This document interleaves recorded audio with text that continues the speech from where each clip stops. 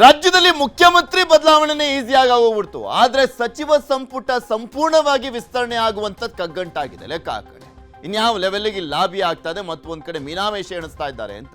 ಯಾಕೆಂದ್ರೆ ರಾಹುಲ್ ಗಾಂಧಿ ವಿದೇಶದಲ್ಲಿ ಇದ್ರು ಅದು ಇದು ಅಂತ ಹೇಳ್ತಾ ಇದ್ರಲ್ಲ, ಅಪ್ಡೇಟ್ ಆಗಿರುವಂತ ಟೆಕ್ನಾಲಜಿಯ ಸಂದರ್ಭದಲ್ಲಿ ವಿಡಿಯೋ ಕಾನ್ಫರೆನ್ಸ್ ಮುಖಾಂತರನಾದ್ರೂ ಮಾಡ್ಬೋದಿತ್ತಲ್ವಾ? ಯಾಕೆಂದ್ರೆ ರಾಜ್ಯದಲ್ಲಿ ಬರ ಒಂದ್ ಕಡೆ, ನೆರೆ ಒಂದ್ ಕಡೆ, ಮತ್ತೊಂದ್ ಕಡೆ ಅಧಿಕಾರಿಗಳು ಕೂಡ ಸರಿಯಾಗಿ ಸ್ಪಂದಿಸ್ತಾ ಇಲ್ಲ. ಇಂಥ ಸಂದರ್ಭದಲ್ಲಿ ಸಚಿವರು ಇರಬೇಕು ಅನ್ನುವಂಥದ್ದು. ಆದ್ರೆ ಮುಖ್ಯಮಂತ್ರಿಗಳಾಗಿ 1 ತಿಂಗಳಾಯ್ತು DK ಶಿವಕುಮಾರ್ ಅವರು, ಇನ್ನೂ ಕೂಡ ಸಂಪೂರ್ಣವಾದಂತ ಸಚಿವ ಸಂಪುಟ ಇಲ್ಲ. ಬರೀ 13 ಜನ ಸಚಿವರು ಮಾತ್ರ ಕೆಲಸವನ್ನ ಮಾಡ್ತಾ ಇದ್ದಾರೆ. ಇನ್ನು 20 ಸ್ಥಾನ ಖಾಲಿ ಇದೆ. ಸಚಿವ ಸಂಪುಟ ವಿಸ್ತರಣೆ ಮಾಡೋದು ಯಾವಾಗ? ಕ್ಯಾಬಿನೆಟ್ ಪಟ್ಟಿಗೆ ಸಿಕ್ಕಿಲ್ಲ, ಹೈಕಮಾಂಡ್ ಗ್ರೀನ್ ಸಿಗ್ನಲ್. ಇನ್ನು ಕೂಡ ಮೀನಮೇಷ. ಜುಲೈ 15ರ ಒಳಗಾಗಿನಾದ್ರೂ ಸಚಿವರ ಪಟ್ಟಿ ಪ್ರಕಟ ಆಗುತ್ತಾ? ಸಂಪುಟ ಭರ್ತಿ ಆಗುತ್ತಾ? ವಿದೇಶದಿಂದ ಆಗಮಿಸಿದ್ದಾರೆ ರಾಹುಲ್ ಗಾಂಧಿ. ಈಗಲಾದರೂ ಅವರನ್ನ ಭೇಟಿಯಾಗಿ ದೆಹಲಿಗೆ ಹೋಗಿ ಸಚಿವ ಸಂಪುಟ ವಿಸ್ತರಣೆ ಮಾಡುವಂತ ನಿಟ್ಟಿನಲ್ಲಿ ಸಚಿವರ ಪಟ್ಟಿ ಫೈನಲ್ ಆಗುತ್ತಾ? ಕೆಪಿಸಿಸಿ ಅಧ್ಯಕ್ಷರ ಜೊತೆಗೆ ದೆಹಲಿಗೆ ಪ್ರಯಾಣವನ್ನು ಮಾಡ್ತಾರಾ ಮುಖ್ಯಮಂತ್ರಿಗಳಾಗಿರುವಂತ DK ಶಿವಕುಮಾರ್ ಅವರು? ರಾಹುಲ್ ಜೊತೆ ಚರ್ಚಿಸಿ ಪಟ್ಟಿ ಪ್ರಕಟಕ್ಕೆ ಸಿದ್ಧತೆ ಅಂತ ಹೇಳಲಾಗ್ತಾ ಇದೆ. 2ಕ್ಕಿಂತ ಹೆಚ್ಚು ಬಾರಿ ಗೆದ್ದಂತವರಿಗೆ ಅವಕಾಶವನ್ನ ಕೊಡುವಂತ ಚಾನ್ಸಸ್ ಇದೆ.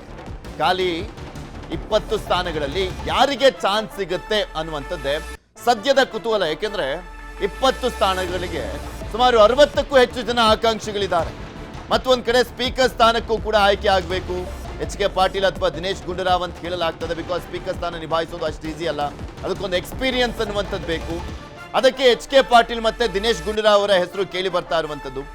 ಸ್ಪೀಕರ್ ಸ್ಥಾನ ಬೇಡ, ಸಚಿವ ಸ್ಥಾನ ಕೊಟ್ರೆ ಓಕೆ. ಸ್ಪೀಕರ್ ಸ್ಥಾನದಲ್ಲಿ ಏನು ಸಿಗಲ್ವಲ್ಲ ಅಷ್ಟೊಂದು. ಸಚಿವ ಸ್ಥಾನ ಆದರೆ ಗೊತ್ತು ಎಲ್ರಿಗೂ ಏನೇನೆಲ್ಲ ಮಾಡ್ಕೊಳ್ಬೋದು ಅಂತ. ಇನ್ನು ಒಂದು ಕಡೆ ಮಹಿಳಾ ಕೋಟಾದಡಿಯಲ್ಲೂ ಕೂಡ ಸಾಕಷ್ಟು ಪೈಪೋಟಿ ನಡೀತಾ ಇರುವಂಥದ್ದು. ಯಾರಿಗೆ ಮಹಿಳಾ ಕೋಟಾದಡಿಯಲ್ಲಿ ಸಚಿವ ಸ್ಥಾನ ಸಿಗುತ್ತೆ ನೋಡಬೇಕು. ಈ ಬಾರಿನಾದರೂ 2 ಸ್ಥಾನ ಕೊಡ್ತಾರ ಮಹಿಳೆಯರಿಗೆ, ಅಥವಾ ಹೆಸರಿಗೆ ಮಾತ್ರ ಸೀಮಿತ ಅನ್ನುವಂಥ ರೀತಿಯಲ್ಲಿ ಮಹಿಳೆಯರಿಗೆ ಒಂದೇ ಸ್ಥಾನನ? ಇದು ಕೂಡ ಕುತೂಹಲ ಇದೆ. ಇದೆಲ್ಲದ್ರ ಬಗ್ಗೆನೂ ಕೂಡ ಇನ್ನಷ್ಟು ಮಾಹಿತಿಯನ್ನ ಕೊಡ್ತಾ ಹೋಗ್ತಾರೆ ನಮ್ಮ ಪ್ರತಿನಿಧಿ ಕಾರ್ತಿಕ್. ನಮ್ಮ ಜೊತೆ ನೇರ ಸಂಪರ್ಕದಲ್ಲಿ ಜಾಯ್ನ್ ಆಗಿದ್ದಾರೆ. ಕಾರ್ತಿಕ್, ಮುಖ್ಯಮಂತ್ರಿ ಸ್ಥಾನ ಬದಲಾವಣೆನೇ ಈಸಿ ಆಗೋಯ್ತು, ಬಟ್ ಸಚಿವ ಸಂಪುಟ ವಿಸ್ತರಣೆ ಇಷ್ಟೊಂದು ಕಗ್ಗಂಟಾಗಿದೆ. ರಾಹುಲ್ ಗಾಂಧಿ ವಿದೇಶ ಪ್ರವಾಸದಿಂದ ಬರಲಿ, ಅದಾದ್ಮೇಲೆ ಅದು ಇದು ಅಂತ ಹೇಳ್ತಾ ಇದ್ರು. ಆಷಾಢ ಶುರುವಾದ್ರೆ ಮಾಡ್ತಾರ ಇಲ್ವಾ ಅನ್ನುವಂಥದ್ದು ಕೂಡ ಪ್ರಶ್ನೆ ಇದೆ. ಆಡಳಿತ ಯಂತ್ರನೇ ಕುಸಿದಿರುವಂತಹ ಸಂದರ್ಭದಲ್ಲಿ ಸಚಿವ ಗಿರಿಗಳು ಬೇಕು, ಆದ್ರೆ ಇನ್ನೂ ಯಾಕೆ ಇಷ್ಟೊಂದು ಮೀನಾಮೇಷ ಎಣಿಸ್ತಾ ಇದ್ದಾರೆ ಅಂತ? ಪೃಥ್ವಿ, ಜುಲೈ 15ರ ಒಳಗೆ ಸಂಪುಟವನ್ನು ವಿಸ್ತರಣೆ ಮಾಡಬೇಕು ಅನ್ನುವಂಥ ನಿಟ್ಟಿನಲ್ಲಿ DK ಶಿವಕುಮಾರ್ ಅವರು ಸಾಕಷ್ಟು ಪ್ರಯತ್ನಗಳನ್ನ ಪಡ್ತಾ ಇದ್ದಾರೆ. ಈಗಾಗಲೇ ರಾಹುಲ್ ಗಾಂಧಿ ಅವರು ವಿದೇಶಿ ಪ್ರವಾಸದಿಂದ ನಿನ್ನೆಯೇ ದೇಶಕ್ಕೆ ವಾಪಸ್ ಆಗಿದ್ದಾರೆ. ಆ ಒಂದು ಕಾರಣಕ್ಕಾಗಿ ರಾಹುಲ್ ಗಾಂಧಿ ಅವರ ಸಮಯಾವಕಾಶವನ್ನು ಕೂಡ CM DK ಶಿವಕುಮಾರ್ ಅವರು ಕೇಳಿದ್ದಾರೆ ಅಂತ ಹೇಳಲಾಗ್ತದೆ. ಇವತ್ತು ಅಥವಾ ನಾಳೆ ದೆಹಲಿಗೆ DK ಶಿವಕುಮಾರ್ ತೆರಳುತ್ತಾರೆ. ಅವರ ಜೊತೆಗೆ ಮಾಜಿ CM ಸಿದ್ದರಾಮಯ್ಯನವರು ಹಾಗೆ KPCC ಅಧ್ಯಕ್ಷರಾಗಿರುವಂಥ BK ಹರಿಪ್ರಸಾದ್ ಅವರು ಕೂಡ ಪ್ರಯಾಣವನ್ನು ಮಾಡುವಂಥ ಸಾಧ್ಯತೆ ಇದೆ. ಒಂದೊಮ್ಮೆ ರಾಹುಲ್ ಗಾಂಧಿ ಅವರ ಸಮಯಾವಕಾಶ ಸಿಕ್ಕಿದ್ದೇ ಆದಲ್ಲಿ ನಾಳೆಯೇ ಬಹುತೇಕ ಸಂಪುಟ ವಿಸ್ತರಣೆಗೆ ಸಂಬಂಧಪಟ್ಟಂತೆ ಒಂದಿಷ್ಟು ನಿರ್ಧಾರಗಳು ಪ್ರಕಟ ಆಗುವಂಥ ಸಾಧ್ಯತೆ ಇರತಕ್ಕಂಥದ್ದು. ಈಗಾಗಲೇ DK ಶಿವಕುಮಾರ್ ಅವರು ಅವರ ಒಂದು ಸಂಪುಟದಲ್ಲಿ ಯಾರಿರಬೇಕು ಅನ್ನುವಂಥ ನಿಟ್ಟಿನಲ್ಲಿ ಒಂದಿಷ್ಟು ಪಟ್ಟಿಯನ್ನು ಸಿದ್ಧಪಡಿಸ್ಕೊಂಡಿದ್ದಾರೆ. ಈಗಾಗಲೇ ಆಕಾಂಕ್ಷಿಗಳ ಸಂಖ್ಯೆಯೂ ಕೂಡ ದೊಡ್ಡ ಪ್ರಮಾಣದಲ್ಲಿದೆ. ಈ ಒಂದು ಕಾರಣಕ್ಕಾಗಿ ಅಲ್ಲಿ ಅಳೆದು ತೂಗಿ ಯಾರನ್ನು ಆಯ್ಕೆ ಮಾಡಬೇಕು ಅನ್ನುವಂಥ ನಿರ್ಧಾರವನ್ನು ಕಾಂಗ್ರೆಸ್ ಹೈಕಮಾಂಡ್ ನಿರ್ಧಾರವನ್ನು ತೆಗೆದುಕೊಳ್ಳುತ್ತೆ ಅಂತಿಮವಾಗಿ. ಇಂಥ ಒಂದು ಸಂದರ್ಭದಲ್ಲಿ CM ಆಗಿದ್ದಂಥ DK ಶಿವಕುಮಾರ್ ಅವರ ಜೊತೆಗೆ ಮಾಜಿ CM ಸಿದ್ದರಾಮಯ್ಯನವರ ಅಭಿಪ್ರಾಯವೂ ಕೂಡ ಅಷ್ಟೇ ಮನ್ನಣೆಯನ್ನು ಪಡ್ಕೊಳ್ಳುತ್ತೆ. ಅದರ ಜೊತೆಗೆ KPCC ಅಧ್ಯಕ್ಷರಾಗಿರುವಂಥ BK ಹರಿಪ್ರಸಾದ್ ಅವರು ಕೂಡ ಉಪಸ್ಥಿತರಿರ್ತಾರೆ. ಈ ಮೂವರೊಂದಿಗೆ ರಾಹುಲ್ ಗಾಂಧಿ ಅವರ ಚರ್ಚೆ ನಡೆಯುತ್ತೆ. ಚರ್ಚೆಯ ಬಳಿಕ ಒಂದು ಅಂತಿಮವಾಗಿರುವಂಥ ನಿರ್ಧಾರವನ್ನು ಪ್ರಕಟಿಸುವಂಥ ಸಾಧ್ಯತೆ ಇರತಕ್ಕಂಥದ್ದು. ಈಗಾಗಲೇ ರಾಹುಲ್ ಗಾಂಧಿ ಅವರು ದೇಶಕ್ಕೆ ವಾಪಸ್ಸಾಗಿದ್ದಾರೆ. ಅವರ ಸಮಯಾವಕಾಶ CM DK ಶಿವಕುಮಾರ್ ಅವರಿಗೆ ಸಿಗತ್ತಾ ಇಲ್ವ ಅನ್ನುವಂಥದ್ದು ಇದುವರೆಗೂ ಕೂಡ ಖಾತ್ರಿ ಇಲ್ಲ. ಜುಲೈ 15ರ ಒಳಗಾಗಿ ಸಂಪುಟವನ್ನು ವಿಸ್ತರಣೆ ಮಾಡಬೇಕು ಅನ್ನೋ ನಿಟ್ಟಿನಲ್ಲಿ DK ಶಿವಕುಮಾರ್ ಸಾಕಷ್ಟು ಪ್ರಯತ್ನಗಳನ್ನು ಪಡ್ತಿದ್ದಾರೆ. ಅದಕ್ಕೆ ರಾಹುಲ್ ಗಾಂಧಿ ಅವರ ಒಪ್ಪಿಗೆ ಸಿಗತ್ತಾ ಇಲ್ವ ಅನ್ನುವಂಥದ್ದನ್ನು ಕಾದು ನೋಡಬೇಕಾಗಿದೆ. ಜೊತೆಗೆ ಈಗಾಗಲೇ ಮುಂಗಾರು ಅಧಿವೇಶನವನ್ನು ಮುಂದೂಡಲಾಗಿದೆ. ಸಂಪುಟ ವಿಸ್ತರಣೆಯ ಕಾರಣವನ್ನು ಒಡ್ಡಿಯೇ ಇದನ್ನು ಮುಂದೂಡಲಾಗಿದೆ ಅನ್ನುವಂಥ ಚರ್ಚೆಯೂ ಕೂಡ ಇದೆ. ಇಂಥ ಒಂದು ಸಂದರ್ಭದಲ್ಲಿ ರಾಜ್ಯದಲ್ಲೂ ಕೂಡ ಬರಗಾಲ ಇದೆ, ಜೊತೆಗೆ ಹೆಚ್ಚಿನ ಪ್ರಮಾಣದಲ್ಲಿ ಮಳೆ ಹಾನಿಯೂ ಕೂಡ ಕೆಲವು ಪ್ರದೇಶಗಳು ಆಗ್ತಾ ಇದೆ. ಇಂಥ ಒಂದು ಸಂದರ್ಭದಲ್ಲಿ ಪೂರ್ಣ ಪ್ರಮಾಣದ ಸಂಪುಟ ಇಲ್ಲದಿರುವಂಥ ಕಾರಣಕ್ಕಾಗಿ ಜನರಿಗೆ ಸಮಸ್ಯೆಗಳು ಕೂಡ ಉದ್ಭವ ಆಗ್ತದೆ. ಇದೆಲ್ಲದರನ್ನ ಮನದಟ್ಟ ಮಾಡಿಕೊಂಡಿರ್ತಕ್ಕಂಥ DK ಶಿವಕುಮಾರ್ ಅವರು ಜುಲೈ 15ರ ಒಳಗಾಗಿಯೇ ಸಂಪುಟವನ್ನು ವಿಸ್ತರಣೆ ಮಾಡೋದಕ್ಕೆ ಸಾಕಷ್ಟು ಆಸಕ್ತಿಯನ್ನು ಹೊಂದಿದ್ದಾರೆ.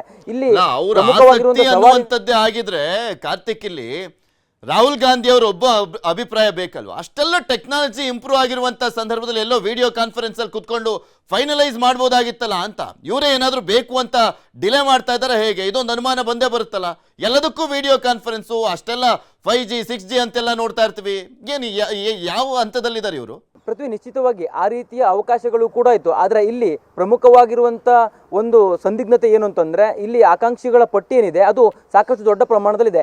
ಯಾರನ್ನ ಆಯ್ಕೆ ಮಾಡಬೇಕು, ಜೊತೆಗೆ ಈ ಹಿಂದೆ ಸಚಿವರಾಗಿದ್ದಂಥವರಲ್ಲಿ ಎಷ್ಟು ಜನರಿಗೆ ಅವಕಾಶವನ್ನು ಕೊಡಬೇಕು, ಮಹಿಳಾ ಕೋಟದಲ್ಲಿ ಯಾರಿಗೆ ಅವಕಾಶ ಕೊಡಬೇಕು, ಪ್ರಾದೇಶಿಕವಾರು ಯಾರನ್ನ ಆಯ್ಕೆ ಮಾಡ್ಕೊಳ್ಬೇಕು, ಮುಂದಿನ ಚುನಾವಣೆಯನ್ನು ದೃಷ್ಟಿಕೋನವಾಗಿಟ್ಟುಕೊಂಡು ಯಾರನ್ನ ಆಯ್ಕೆ ಮಾಡಿಕೊಂಡ್ರೆ ಪಕ್ಷಕ್ಕೆ ಸೂಕ್ತವಾಗಿರುವಂಥ ಒಂದು ಲಾಭ ಆಗತ್ತೆ ಅನ್ನುವಂಥ ನಿಟ್ಟಿನಲ್ಲಿ ಎಲ್ಲ ರೀತಿಯಲ್ಲಿ ಕೂಡ ಅಳೆದು ತೂಗಿ ಇಲ್ಲಿ ಆಯ್ಕೆಯನ್ನು ಮಾಡಬೇಕಾಗಿದೆ. ಜೊತೆಗೆ ಕೇವಲ DK ಶಿವಕುಮಾರ್ ಅವರ ಅಭಿಪ್ರಾಯವನ್ನಷ್ಟೇ ಆಧರಿಸಿ ಇಲ್ಲಿ ಸಂಪುಟವನ್ನು ವಿಸ್ತರಣೆ ಮಾಡೋದಿಲ್ಲ. ಮಾಜಿ CM ಸಿದ್ದರಾಮಯ್ಯನವರ ಒಂದು ಅಭಿಪ್ರಾಯಕ್ಕೂ ಕೂಡ ಅಷ್ಟೇ ಪ್ರಮಾಣದಲ್ಲಿ ಮನ್ನಣೆಯನ್ನು ಕೊಡಬೇಕಾಗತ್ತೆ. ಹಾಗೆ KPCC ಅಧ್ಯಕ್ಷರು ಕೂಡ ಇದ್ದಾರೆ. ಇದೆಲ್ಲದರ ಕಾರಣಕ್ಕಾಗಿ ಅಂತಿಮವಾಗಿ ರಾಹುಲ್ ಗಾಂಧಿಯವರು ಒಂದು ಆಯ್ಕೆಯನ್ನು ಮಾಡ್ತಾರೆ.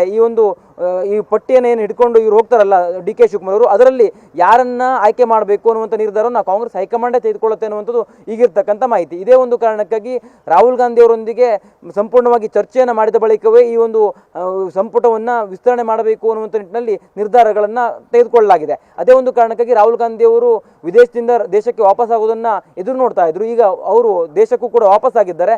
ರಾಹುಲ್ ಗಾಂಧಿ ಅವರು ಸಮಯಾವಕಾಶವನ್ನು DK ಶಿವಕುಮಾರ್ ಅವರಿಗೆ ಕೊಡ್ತಾರೆ ಇಲ್ವ ಅನ್ನೋದನ್ನ ಕಾದು ನೋಡಬೇಕು. ಒಟ್ಟಾರೆಯಾಗಿ ಈಗಿರುವಂಥ ಮಾಹಿತಿ ಪ್ರಕಾರ ಜುಲೈ 15ರ ಒಳಗೆ ಸಂಪುಟ ವಿಸ್ತರಣೆ ಆಗುತ್ತೆ ಅನ್ನುವಂಥ ಸೂಚನೆಗಳು ಕೂಡ ಸಿಗ್ತಾ ಇದೆ. ಇಂದು ಅಥವಾ ನಾಳೆ ದೆಹಲಿಗೆ ತೆರಳಿ ಅಲ್ಲಿ ರಾಹುಲ್ ಗಾಂಧಿ ಅವರೊಂದಿಗೆ ಚರ್ಚಿಸಿ ಅಂತಿಮವಾಗಿ ಸಚಿವರ ಪಟ್ಟಿಯನ್ನು ಕೂಡ ಪ್ರಕಟ ಮಾಡುವಂಥ ಸಾಧ್ಯತೆಗಳು ಇರ್ತಕ್ಕಂಥದ್ದು. ಯಾಕಂದರೆ ಈಗಾಗಲೇ ಸಮಯಾವಕಾಶವೂ ಕೂಡ ಕಡಿಮೆ ಇದೆ. ಮುಂದಿನ ಅಧಿವೇಶನಕ್ಕೆ ಹೊಸ ಸಚಿವರು ಕೂಡ ಸಿದ್ಧತೆಯನ್ನು ಮಾಡ್ಕೊಳ್ಬೇಕಾಗತ್ತೆ. ಇಲಾಖೆಯ ವಿಚಾರಕ್ಕೆ ಸಂಬಂಧಪಟ್ಟಂತೆ ಮಾಹಿತಿಯನ್ನು ತಿಳಿದುಕೊಳ್ಬೇಕಾಗತ್ತೆ. ತಮ್ಮ ಇಲಾಖೆಯಲ್ಲಿ ಆಗಬೇಕಾದಂಥ ಕೆಲಸಗಳೇನು ಜೊತೆಗೆ ಈಗಿರ್ತಕ್ಕಂಥ ಪರಿಸ್ಥಿತಿ ಏನಿದೆ ಇಲಾಖೆಯಲ್ಲಿ ಅದೆಲ್ಲವನ್ನು ಕೂಡ ಅವರು ಅರ್ಥಕೊಳ್ಬೇಕಾಗುತ್ತೆ. ಸದನದಲ್ಲಿ ಏನಾದರೂ ವಿಪಕ್ಷಗಳು ಕೇಳುವಂಥ ಪ್ರಶ್ನೆಗಳಿಗೆ ತಡಬಡಾಯಿಸಿದರೆ ಅದು ಸರ್ಕಾರಕ್ಕೂ ಕೂಡ ಹಿನ್ನಡೆಯನ್ನು ಉಂಟು ಮಾಡುತ್ತೆ. ಈ ಎಲ್ಲ ಒಂದು ಕಾರಣಕ್ಕಾಗಿ ತ್ವರಿತವಾಗಿ ಸಂಪುಟವನ್ನು ವಿಸ್ತರಣೆ ಮಾಡಬೇಕಾದಂಥ ಅನಿವಾರ್ಯತೆಯೂ ಕೂಡ ಇದೆ. ಜೊತೆಗೆ ರಾಜ್ಯದಲ್ಲಿ ಸಂಕಷ್ಟದ ಕಾಲವೂ ಕೂಡ ಇದೆ. ಒಂದು ಕಡೆ ಬರ ಇದೆ, ಇನ್ನೊಂದು ಕಡೆ ಅತಿಯಾದಂಥ ಮಳೆಯ ಕಾರಣಕ್ಕಾಗಿ ಹಾನಿಗಳು ಕೂಡ ಆಗಿದೆ. ಇದೆಲ್ಲ ಎಲ್ಲ ಕಾರಣಗಳಿಂದಾಗಿ DK ಶಿವಕುಮಾರ್ ಅವರು ಕೂಡ ಉತ್ಸುಕರಾಗಿದ್ದಾರೆ ಸಂಪುಟವನ್ನು ವಿಸ್ತರಣೆ ಮಾಡಬೇಕು ಅನ್ನೋ ನಿಟ್ಟಿನಲ್ಲಿ. ಆದರೆ ಈ ಒಂದು ಸಂಪುಟವನ್ನು ವಿಸ್ತರಣೆ ಮಾಡುವಂಥ ವಿಚಾರಕ್ಕೆ ಸಂಬಂಧಪಟ್ಟಂತೆ ಸಾಕಷ್ಟು ಆಕಾಂಕ್ಷಿಗಳ ಪಟ್ಟಿ ಇದಿಲ್ಲ. ಈ ಒಂದು ಕಾರಣಕ್ಕಾಗಿ ಅಲ್ಲಿ ಅಳೆದು ತೂಗಿ ಆಯ್ಕೆ ಮಾಡಬೇಕಾಗಿರುವಂತ ಕಾರಣಕ್ಕಾಗಿ ರಾಹುಲ್ ಗಾಂಧಿ ಅವರ ಸಮಯವನ್ನು ಕೇಳ್ತಾ ಇರ್ತಕ್ಕಂಥದ್ದು. ಏನಾಗುತ್ತೆ ಅನ್ನುವಂಥದ್ದನ್ನ. ಧನ್ಯವಾದ ಕಾರ್ತಿಕ್ ನಿಮ್ಮೆಲ್ಲ ಮಾಹಿತಿಗಾಗಿ.